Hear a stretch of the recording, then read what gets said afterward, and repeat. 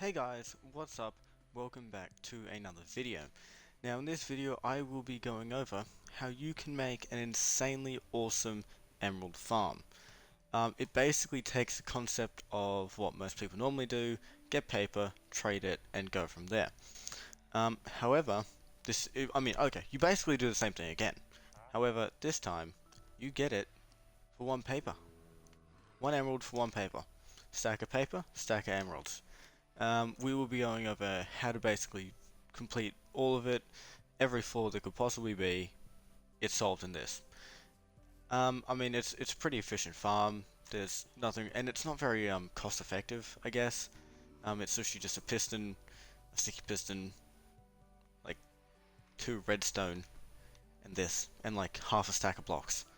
Um, you also want a lectern with it, but these are basically things you'll need. You don't need 8 golden apples. You'll need 4, roughly. I'm using that just to actually get these in here. But I'll show you another way or some easy ways you can get them in there. Well, in survival you can't use an egg, but you know. So let's get into it. So I was trying to figure out what was making a really annoying noise, and I've kind of worked out what. Um, so yeah, we'll just let them sit over there. But basically what you want to do is, first off, you want to make sure there are no other villages within 100 block radius of this. Um, just to make sure nothing goes wrong, nothing gets attracted to anything else. You want a village close by because you want to be able to lure the villager in, but you don't want it like right next to it at all. 100 blocks away will work perfectly. So yeah, just keep that in mind when building this. So you want to start off with a very simple shape. Something roughly like this. Nothing too complicated. So if you can build that, what you will then want to do, you can really have the piston on either side. It doesn't really matter. Um, Whichever side you really want. Forgot to mention you also need a lever. So once you place the piston down and gotten your lever, chuck the lever on there, and you want to extend it out. First things you want to do, and then go over, do this. Look, what I found is you can just leave spaces through here. You don't really need it through here, um, but I guess you can put it there if you really want. So then, place the roof on top. You can have a 1 block space either side or a 2 block space, it doesn't matter. Next you want to chuck your sticky piston down and your lectern. Now that is a satisfying noise. That's a lot of them. I must not. I'm in a creative world. I don't sleep in here. That's a lot of them. Um, so then you also want to grab. You can do this either side. You can chuck the pressure plate there, or you can chuck it over on this side. It doesn't matter. But the whole idea is that this should go up. When you get off it, it'll come back down. That's the whole idea of it. You can have it on either side. It doesn't matter. If you really want, you can have it on this side, same size as piston. It doesn't affect the piston at all. So let's just go and we'll chuck it on that side. So that's really the main structure that I use. There's really no other things you really need to add. But to help, I guess get, zombies in or villagers in or something, you can make a staircase, you can add some stairs, and maybe for that you probably want to add something like that, just to help guide them in once you get them up here. So for example, with the zombie, you might want to do something like to get them in, do something like this, and chuck them in a minecart or something, and then break it, and it'll fall down in here. That's ultimately what you want, but make sure this is up when you do that. And the same thing with the villager. Once you find a villager and find the zombie, you can just go over here and chuck him in here. It's pretty straightforward. There's multiple ways you can get one. You can use your minecarts, or you can. I personally like using the boat with a leash. So once you get someone in, use a leash. get some water as well because that helps get them over. Um, it's pretty straightforward, but you basically want the zombie in one side and the villager in another side. Um, and make sure you've got a roof over the zombie so he doesn't burn. Um, so preferably this is done in hard mode, by the way. However, if it isn't, from what I can tell, you can literally just go to your settings and change it to hard mode. If it's on easy or whatever, you can just go to your settings, change it to hard mode. I don't believe it affects any like cheats or anything. It doesn't count as a cheat. If you change it to peaceful, that will. But if you change it to any others, it doesn't matter. Um, so yeah, so let's go ahead and put them in there. So now we've got our zombie in one side and our villager in the other side. That's exactly what you want, completely fine. So the reason I say you want this in hard mode is for the fact when it is in hard mode, it's guaranteed that the villager being attacked by a zombie will turn into a zombie villager, which is exactly what we want for this. So he's obviously interested in him, and that is completely fine. So this is why you want the splash potion of weakness and your golden apples. So after you pull this off, go after him, and he'll turn into a zombie villager. So the other thing is, when you're in survival, it'll be a lot easier to do this. But you basically want to get this guy back over this side. That's one way to do it, is just wait for them to do something like that. And then they do look separated, but I can't tell. I'm gonna hope so.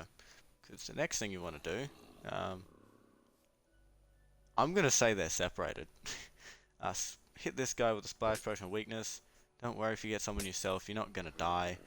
You probably need about 4 of these, and you need 4 golden apples. So give this guy one, and he will start turning into, or back into a villager, I should say. Don't do anything with this guy, you might want to keep him in here. Just to help out, I guess, if you think, I'm gonna have to go away, do a bunch of things, especially with the villager, you're gonna want to use a name tag. So you can name each one something. It'll be a smart idea. I'm gonna name one of them Jerry, and I don't know. Let's do the other one. I was gonna say Tom, but I mean I didn't originally realize Tom. You know, whatever. You're Tom, and you're Jerry. I really hope you're not stuck. Because this guy's going to come after you as soon as you turn back into a villager. So anyway, that just helps to make sure they don't despawn if you wander off somewhere. So this process takes a while, so we'll be back when it's done. Alright, so this guy has turned back into a villager, and you'll see his trades are on a discount. That's not too bad. However, I think we can do a little bit better than that. Actually, I think we can do a lot better than that. So, let's do it again. And zombie villager. Can we stop doing this, please, guys? I need you. Oh, no, I missed it. Damn it. I will be back when I get this. Alright, so, Jerry was actually nice and just moved back over this side. So, we can do this again. Boom, and back into a villager. We'll be back when that is done. You may notice I got bored and decided to make a border because this thing really does take quite a bit. I'm talking about a minute a bit, so don't stress if it isn't doing it instantly. However, if you check on Jerry, it's gone down again. So that's what we like. However, I'm going to do this another 2 times and I'll be back when I've finished with that. So guys, once you get to this stage, Jerry now has this trade available for him. So you can go ahead and trade until you get 16. Now that'll be very helpful. However, oh, cool. What you actually want, so why I've done this, is what's meant to happen is he's meant to go ahead and actually lose his job. However, my villagers come up with the glitch where he wants to keep his job even if I get rid of his, I guess, job station. Um, this could be because maybe I have one over here, which I highly doubt. I got a feeling it's because I did indeed do it within the 100-meter radius of a villager or something. I'm not too sure. This has happened before, which is quite annoying. However, there's not too much you can do about it once it gets to this stage. It is annoying, but just make sure you don't build two of them because I got a feeling that's my problem. Um, so yeah, just make sure you don't do what I just did and build two of them, and then it comes up with this glitch.